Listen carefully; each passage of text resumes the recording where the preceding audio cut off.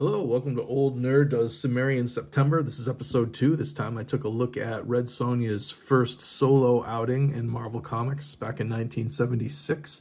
This is Marvel Feature number 1 through 7.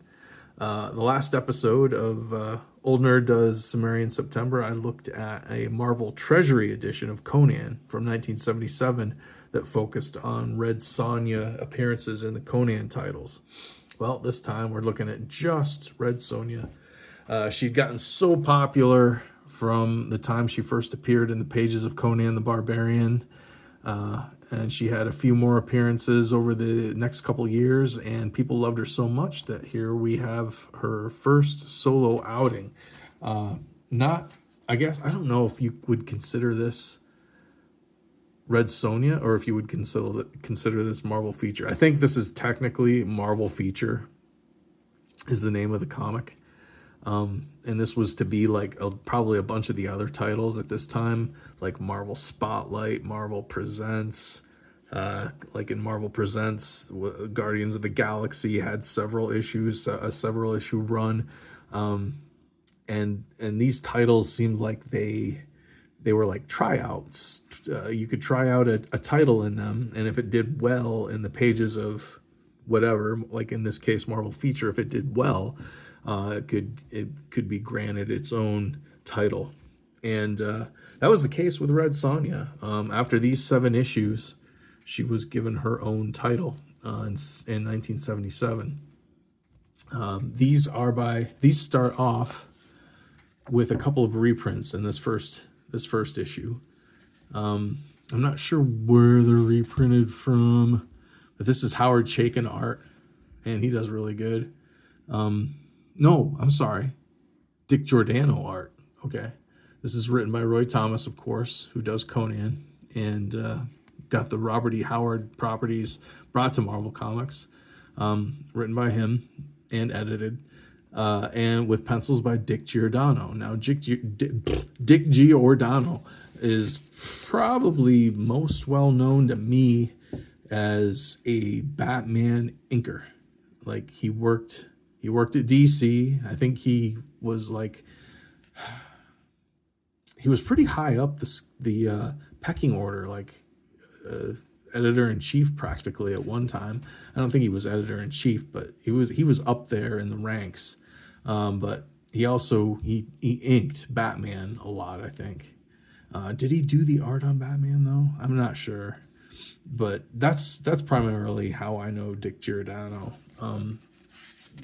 As far as him doing pencils artwork, I'm not real familiar with that. But he does a good job. I like his Red Sonja. This was a short story that was probably in like Savage Sword of Conan or Cullen the Barbarians. There was 3 issues of a magazine called Cullen the Barbarians, and Red Sonja had some backup stories in those. But this is a reprint, and there's 2 stories in this first issue.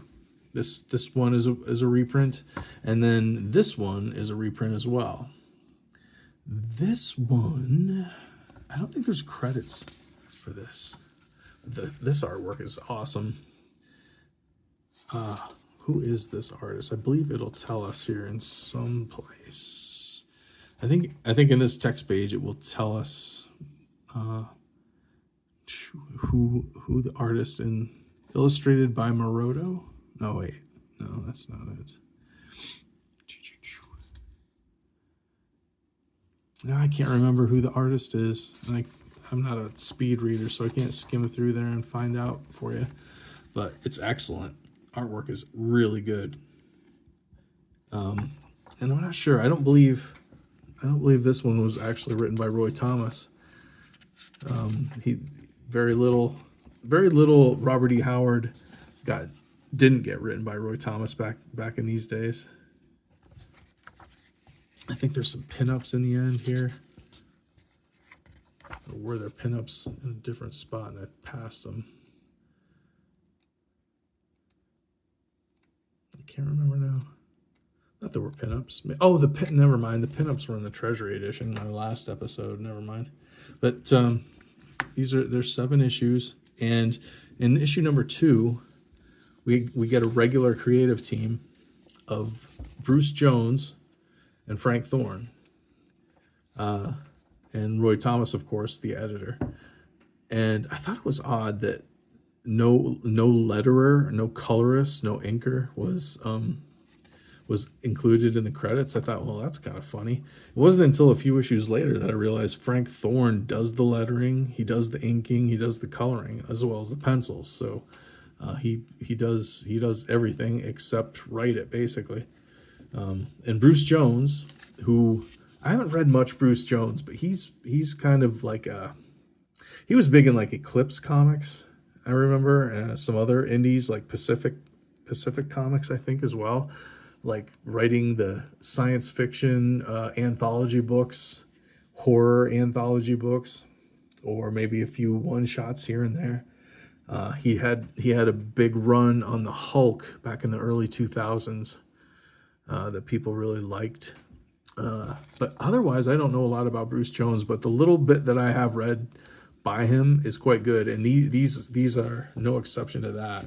He's a good writer, very interesting writer, very entertaining writer. He knows how to entertain his readers. And I think in maybe issue 6, Roy Thomas takes over writing, or maybe, yeah, I think it's issue 6.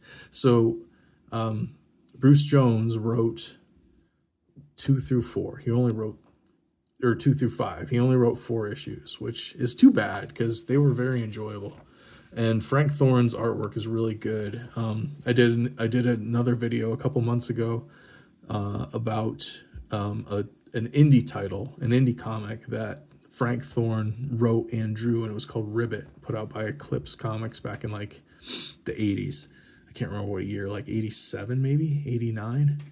That was really good. His artwork, his storytelling, he fills his panels full. There's a lot of details, lots of stuff in his backgrounds. Like he draws a lot, and he's very good at drawing the female figure. If you don't mind my saying so, he's very good at drawing the female figure and making you admire Red Sonja's curves. And Bruce Jones' storytelling is fantastic. Now look at that full page right there. That's beauty.